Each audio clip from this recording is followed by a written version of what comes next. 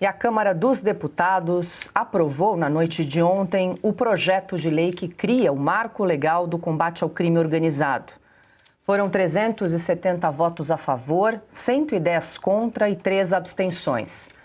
A proposta avança como uma vitória do presidente da Câmara, Hugo Motta, e do relator, o deputado Guilherme Derrite, que mantiveram a votação mesmo sem acordo com o governo. O texto segue agora para o Senado. O projeto passou por 6 versões antes da leitura final do relatório. O ponto de maior divergência foi a discussão sobre o modelo de divisão dos bens apreendidos em ações contra o crime. Pela proposta, quando a investigação for da Polícia Estadual, os valores vão para o Fundo Estadual de Segurança Pública. Quando for da Polícia Federal, o dinheiro vai para o Fundo Nacional de Segurança Pública. Já em operações conjuntas entre PF e Polícia Estadual ou Distrital, o valor é dividido em 50% para cada fundo. Em versões anteriores, Derrite havia sugerido que a parte da PF fosse direcionada ao Funapol, mas foi recusado. Mesmo assim, o governo federal e a PF ainda veem problemas, porque queriam que todo o dinheiro ficasse em fundos federais, como a lei atual prevê. Entre os destaques, a emenda proposta pelo deputado federal Marcel Van Hatten propõe proibir que presos votem. Preso não vota mais. Pelo menos pela Câmara dos Deputados foi aprovado nosso destaque, autoria do Partido Novo. Nós encaminhamos e com apoio da oposição e até o PT, viu, Domingos? Olha, Marcel, parabéns. Quem deve estar morrendo, se mordendo de raiva é o Lula, porque ele é o favorito dos presos, dos criminosos. A turma que gosta de fazer o L. Dos presos, a alegria que o Lula ganhou, chegou. Parabéns, gente. Bom, em coletiva, após a aprovação do projeto, Guilherme Derrite comemorou o resultado. Hoje, nós entregamos ao país o projeto mais duro e eficaz contra o crime organizado que esta nação já viu. E digo aqui, olhando nos olhos de cada um que está assistindo, pela primeira vez na história deste país, aprovamos uma lei que permite que um líder do primeiro comando da capital cumpra 40 anos de prisão em regime fechado, em presídio federal de segurança máxima, sem visita íntima, sem progressão do regime de cumprimento de pena, sem indulto, sem anistia e sem liberdade condicional. Pela primeira vez, um criminoso do Comando Vermelho, que fecha a favela com barricadas, que atira com fuzis, que usa drones para jogar granadas contra nossos heróis da segurança pública, vai cumprir 30, 40, 50 anos de cadeia. E vai cumprir de verdade. E pela primeira vez, o filho de um faccionado e um membro de organização criminosa deixará de receber auxílio reclusão quando seu pai for preso. Auxílio esse que eu defendo para a família da vítima, não para a família de quem escolheu a vida do crime.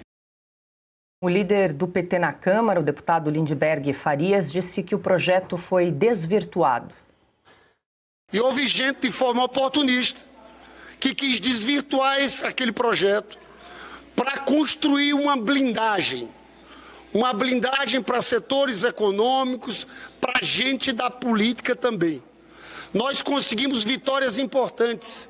Se não fosse o nosso combate e a entrada da sociedade civil brasileira, eles iam atrelar as polícias federais aos governadores dos estados. Estava escrito. Isso não é invenção, isso não é má interpretação. Era um novo pacto federativo. Bom, ele também assumiu que o governo Lula está em crise de confiança com o presidente da Câmara, Hugo Motta. É claro que tem uma crise aqui de confiança, né? É claro que todo mundo sabe que o presidente reclamou muito que é uma autoria, o projeto do Poder Executivo.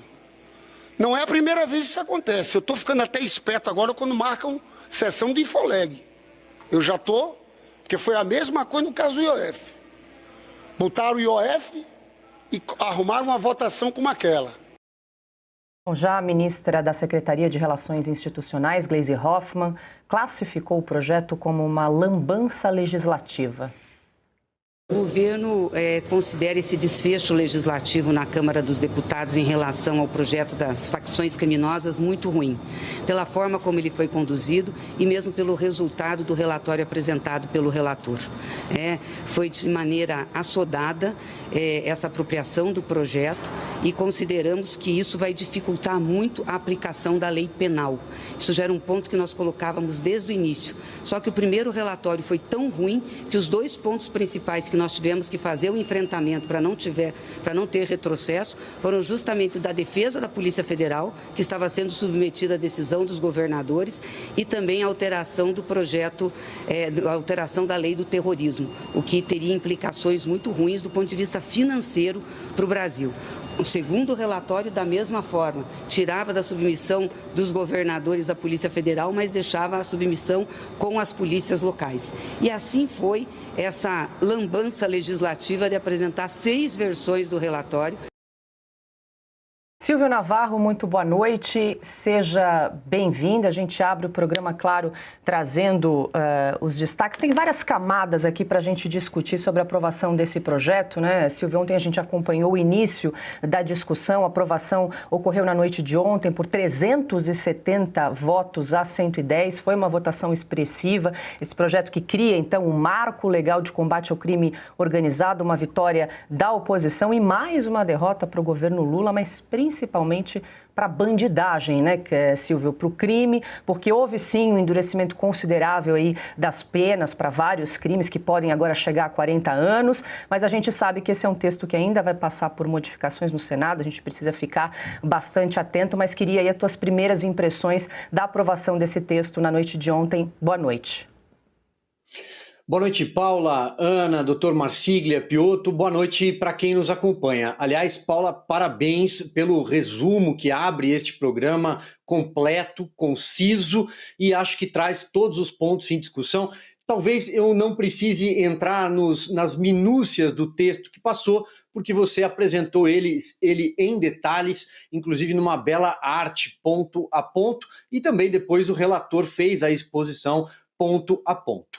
O resumo é um texto que traz avanços, como você disse, o endurecimento da legislação penal, ele prevê que o bandido, o criminoso, o faccionado passe mais tempo na cadeia, diminui a questão da progressão, ou seja, dificulta a progressão, tem a questão dos bens, tudo isso, de fato, é um avanço. Vamos aguardar o aval do Senado. Se o Senado modificar este texto, eu não vou avançar muito aqui na questão do Senado, porque o Alessandro Vieira, que será o relator, já deu declarações dizendo que vai buscar um consenso e por aí vai, mas para não avançar na pauta. Se o Senado alterá-lo, ele volta, a redação é obrigatoriamente direcionada à Câmara mais uma vez, o que retardará todo esse processo. Afinal de contas, já estamos aí no final desse ano, e ano que vem é ano eleitoral e só começa no Legislativo em fevereiro. Esses são os pontos de destaque. Ademais, eu acho que este projeto, apesar dos avanços, e parabenizo mais uma vez pelos avanços, vamos aguardar o que sairá, ele só pecou no essencial. Infelizmente, a sociedade brasileira tem pressa. O Brasil, inclusive, precisa, em algum momento, classificar essas facções criminosas, o PCC, o Comando Vermelho, como terroristas. O que eles fazem é narcoterrorismo. E o governo lutou com as forças que tinha, e não eram muitas, o governo não teve o Hugo Mota, o seu aliado de primeira hora, o tempo inteiro. O Hugo Mota atuou somente para ajudar o governo neste ponto, a impedir o pedido do PL, do PP, do União Brasil e de outros partidos para que houvesse a equiparação com o terrorismo. Isso seria fundamental, eu tenho dito isso há dias em vários programas, já falei hoje em 2 programas diferentes, aqui no Oeste com Elas, na Rádio Ouro Verde, por exemplo, trazendo exemplos de como isso muda o jogo. Como os Estados Unidos, por exemplo, combateram os cartéis na Colômbia no final dos anos 90 e nos anos 2000. Como a linha dura, como você não ceder nenhum milímetro quando você tem a sociedade ao seu lado. E a segurança pública é a pauta da vez neste continente, na América do Sul, sobretudo. Olha para o Chile, olha para o lado. Como você não ceder e tratar um paciente na UTI com choque necessário pode dar resultado. A sociedade estava ao lado, mas houve essa concessão, a meu ver, foi um prejuízo para o projeto. Mas, como eu disse, eu não vou criticar o texto final, porque é um texto bom. Quando é bom, a gente elogia, quando tem pontos críticos, a gente critica. Eu nunca pratiquei puxa-saquismo, não preciso defender ninguém, político A, B, C ou D. Portanto, esses são os meus pontos que são bem conhecidos. E vamos aguardar agora o Senado. Eu acho que agora é jogo jogado, já comemoraram, a oposição tem só 110, nada, né? O governo Lula não consegue ter base na Câmara e não conseguirá porque o governo Lula já acabou. Vamos aguardar o Senado.